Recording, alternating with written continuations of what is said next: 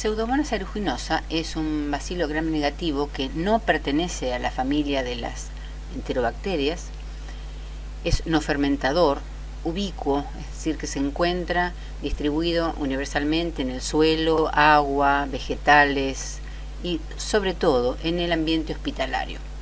Es lo que conocemos como un patógeno oportunista, va a producir la infección cuando tenga la oportunidad de hacerla, según las condiciones del huésped.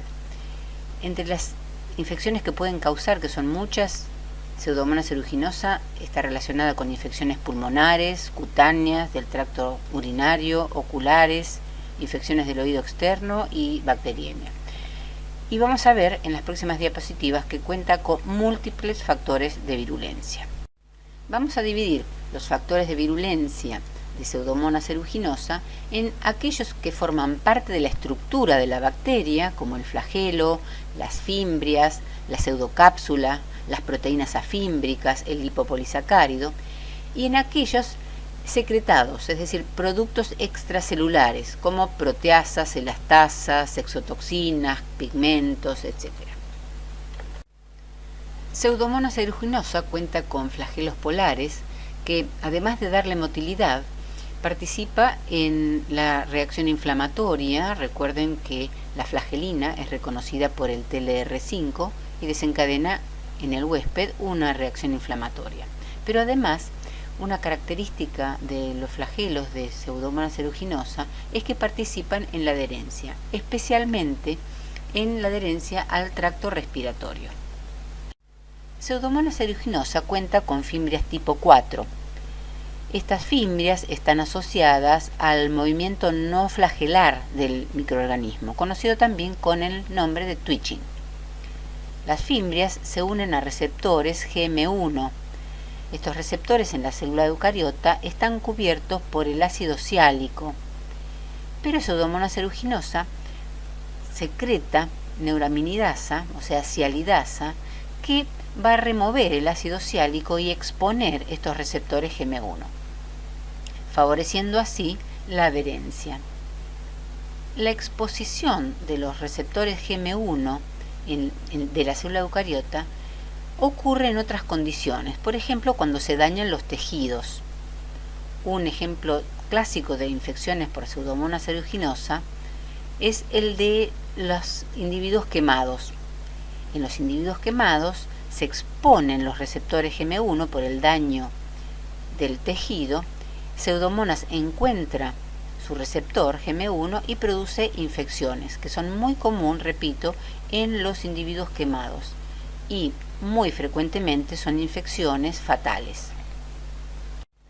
Pseudomonas produce alginato, que es un heteropolisacárido, con el que forma una capa mucoide que la recubre, que se conoce también con el nombre de glicocálix o pseudocápsula, o incluso lo van a ver en algunos textos como cápsula de polisacáridos. Esta estructura favorece la adherencia de la bacteria y también favorece la formación de biopelículas. Además, le brinda una resistencia física a los antibióticos y es un mecanismo de evasión a la respuesta inmune. Al ser una bacteria gram negativa, Pseudomonas aeruginosa cuenta con membrana externa. En ella se encuentra el lipopolisacárido, del cual hemos hablado en detalle en la primera parte de esta clase de bacilos gram negativos. Por lo tanto, solamente voy a decir en esta diapositiva que Pseudomonas aeruginosa cuenta en la membrana externa con dos proteínas que tienen la función de adhesinas afímbricas, que participan obviamente en la adherencia y que son LEC-A y LEC-B. Hasta aquí hemos visto los factores de virulencia de Pseudomonas aeruginosa que forman parte de la estructura de la bacteria. En las próximas diapositivas veremos aquellos factores de virulencia que son productos extracelulares. Antes de ver en detalle los factores de virulencia que Pseudomonas aeruginosa secreta, vamos a recordar que las bacterias expresan sistemas de secreción que son indispensables para transportar proteínas, ya sea enzimas, toxinas u otras macromoléculas, hacia el espacio extracelular. De los 7 sistemas de secreción conocidos hasta el momento, Pseudomonas aeruginosa utiliza 5 de ellos, pero especialmente utiliza el sistema de secreción tipo 3 que le permite directamente inyectar en la célula del huésped las proteínas efectoras. Estas son las principales toxinas secretadas por Pseudomonas aeruginosa. La exotoxina A inhibe la síntesis proteica, es una ADP ribosiltransferasa que inhibe el factor de elongación.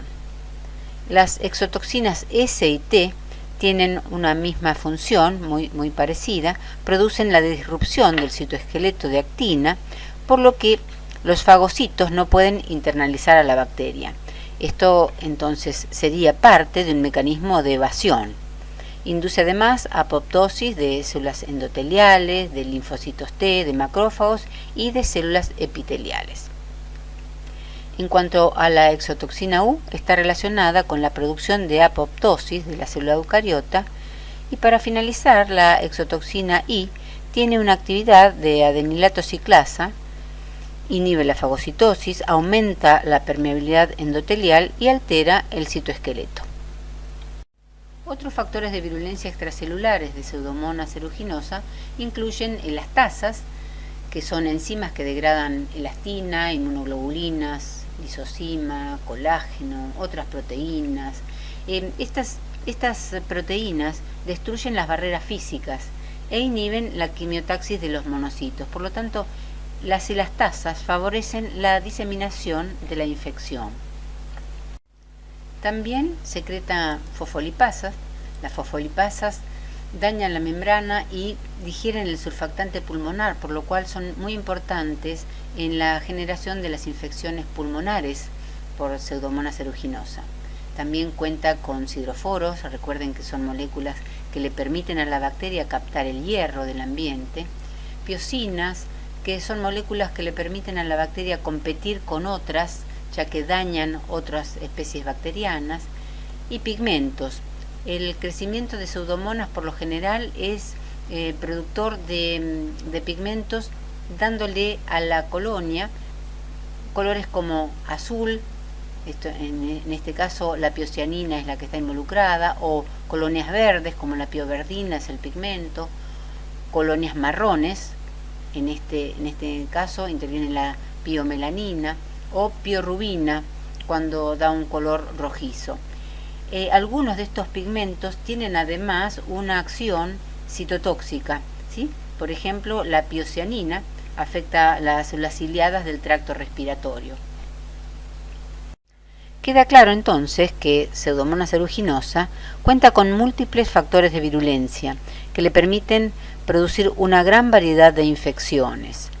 También les dije al comienzo de la clase que Pseudomonas es un microorganismo ubicuo. De hecho, tiene tan pocos requerimientos nutricionales que se la puede encontrar en las aguas de los floreros, incluso desarrollando sobre las pastillas de jabón. Entonces, uno puede preguntarse cómo se explica que Pseudomonas, teniendo tantos factores de virulencia que le permiten hacer tantas infecciones diferentes, sea un patógeno oportunista. ¿Por qué lo consideramos un patógeno oportunista? ¿Qué condición tiene que tener el individuo para sufrir una infección por Pseudomonas aeruginosa? La condición predisponente es el daño del tejido. Pseudomonas infecta la piel dañada. En casos gravísimos, infecciones gravísimas como en el caso de los quemados, donde la superficie afectada es muy grande, como en casos menos graves, como por ejemplo la periunixis, es cuando se afecta la cutícula o el tejido alrededor de la uña que se puede infectar. Pseudomonas infecta el pulmón dañado, en el caso de los fumadores, por ejemplo, o de los enfermos de fibroquística del páncreas. También puede infectar la córnea dañada, que esto se da frecuentemente con los individuos que utilizan lentes de contacto. Esto se relaciona con lo que vimos al comienzo de la clase acerca de la adherencia de Pseudomonas aeruginosa. Recuerdan que dijimos que el receptor para la fimbria se encuentra cubierto por el ácido siálico. Por lo tanto, en el tejido dañado se exponen fuertemente los receptores y Pseudomonas se adhiere fácilmente. En un tejido sano, por otro lado, Pseudomonas puede adherirse, pero esto lo hace en una forma más lábil y temporaria. La patogenia de Pseudomonas aeruginosa está íntimamente relacionada con el fenómeno de quorum sensing o autoinducción. Este es un sistema a través del cual las bacterias perciben el quórum, es decir, en otras palabras, las bacterias en un ambiente determinado pueden saber cuántas son y tomar decisiones, en este caso decisiones genéticas serían, de acuerdo al número de integrantes de la población. Para ello, las bacterias secretan al entorno moléculas pequeñas llamadas autoinductores, para los cuales a su vez tienen receptores. Cuando son pocas las bacterias, son pocos los autoinductores que están presentes en el ambiente y son pocos los receptores que están estimulados. Pero cuando la población crece y se aumenta el número de moléculas de autoinductores en el ambiente, se aumenta el número de receptores estimulados. Cuando se alcanza un cierto número de receptores estimulados en las bacterias, esto se llama umbral, se desencadena una señal intracelular en la bacteria, que lleva a la activación o a la represión de ciertos genes. Son estos genes llamados genes blanco. Son genes cuya expresión depende de la densidad bacteriana. En Pseudomonas aeruginosa, la mayor parte de los factores secretados están codificados en genes cuya expresión depende de la densidad bacteriana. Por ejemplo, las elastasas, recuerdan que dijimos que participaban en la diseminación de la infección, ya que rompe barreras físicas, degradando colágeno y otras proteínas. Y tiene sentido porque ¿cuándo necesita la acción de la elastasa la bacteria? Cuando la población aumentó y hace falta conseguir más nutrientes. En síntesis, cuando Pseudomonas aeruginosa se encuentra en bajo número, como por ejemplo cuando está presente en la piel sana, no expresa ni secreta los factores de virulencia extracelulares.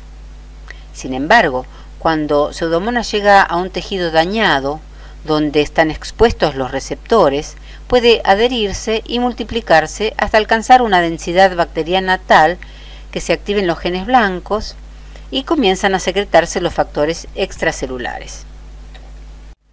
Para finalizar esta clase, simplemente les voy a enumerar algunas de las infecciones que causa Pseudomonas aeruginosa, que es un patógeno con el cual seguramente se van a encontrar muchas veces a lo largo de su carrera profesional. Pseudomonas aeruginosa produce infección en las heridas, en quemaduras, infecciones de piel como foliculitis, del aparato urinario, infecciones pulmonares, otitis externa, sobre todo en nadadores, o otitis externa invasora en el caso de los diabéticos, infecciones oculares, bacteriemias, endocarditis, etc. Llegamos así al fin de la cuarta y última parte de la clase de bacilos gram negativos. Muchísimas gracias por su atención.